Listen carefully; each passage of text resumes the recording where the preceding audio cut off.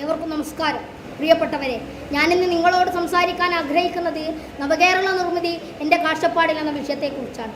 ഈ നവകേരള നിർമ്മിതി എൻ്റെ കാഴ്ചപ്പാടിൽ എന്ന വിഷയത്തിൽ എൻ്റെ കാഴ്ചപ്പാടുകളാണ് ഞാൻ നിങ്ങൾക്ക് മുമ്പിൽ വിശദീകരിക്കാൻ ആഗ്രഹിക്കുന്നത്. ഒരു കാലഘട്ടത്തിൽ നങ്ങേലിയമ്മയുടെ മുലമുറപ്പിച്ച നാടായിരുന്നു കേരളം. ജാതി വ്യവസ്ഥയും അന്ധവിശ്വാസങ്ങളും അനാചാരങ്ങളും ഉരുക്കുകോട്ട പോലെ കൊടുകുത്തി വാണിരുന്ന നാടായിരുന്നു കേരളം.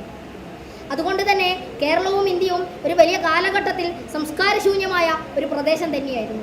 പിന്നീട് 18-ാം നൂറ്റാണ്ടോടുകൂടി അയ്യാ വൈകുണ്ഠസ്വാമികളുടെ നേതൃത്വത്തിൽ സമത്വ സമാജം ആരംഭിച്ചതു മുതലാണ് കേരളത്തിൽ നവോത്ഥാന പ്രസ്ഥാനങ്ങൾക്ക്, മാനവിക പ്രസ്ഥാനങ്ങൾക്ക് ആരംഭമുണ്ടാകുന്നത്.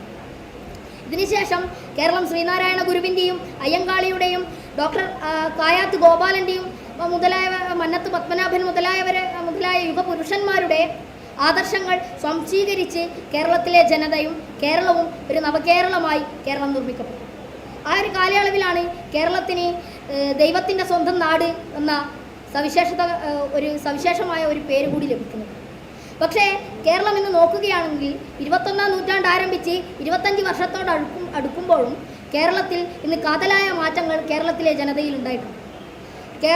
കേരളത്തിലെ ജനങ്ങൾ അവരുടെ തനത് സംസ്കാരത്തെ ഒഴിവാക്കി മറ്റുള്ള ഉപഭോക്തൃ സംസ്കാരത്തിന് അടിമപ്പെടുകയാണ്.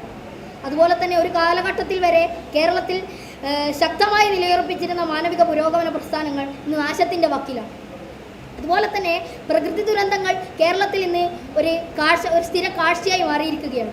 കേരളത്തെ ഒരു ഒരു കോട്ട പോലെ സംരക്ഷിച്ചിരുന്ന പശ്ചിമഘട്ടത്തെ യന്ത്രങ്ങൾ ഉപയോഗിച്ച് കാർന്ന് തിന്നുകയാണ് കേരളത്തിലെ ജനം.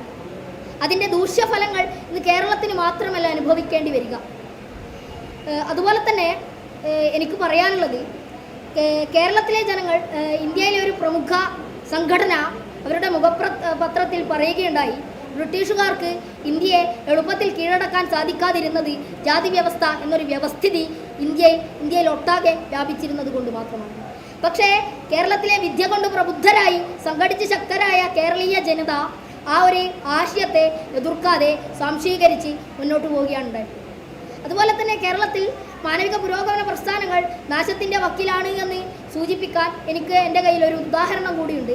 അതിന് 2023 മറ്റോ പത്തനംതിട്ടയിലെ ഇലന്തൂരിൽ നടന്ന നരബലിയും അതിന് ഉദാഹരണമാണ്. അപ്പോൾ കേരളം എത്ര നവകേരളമായി മാറിയിട്ടുണ്ടോ എന്നത് നമ്മൾ ഇരുത്തി ചിന്തിച്ച് എടുക്കേണ്ട ഒരു ഉത്തരമാണ്.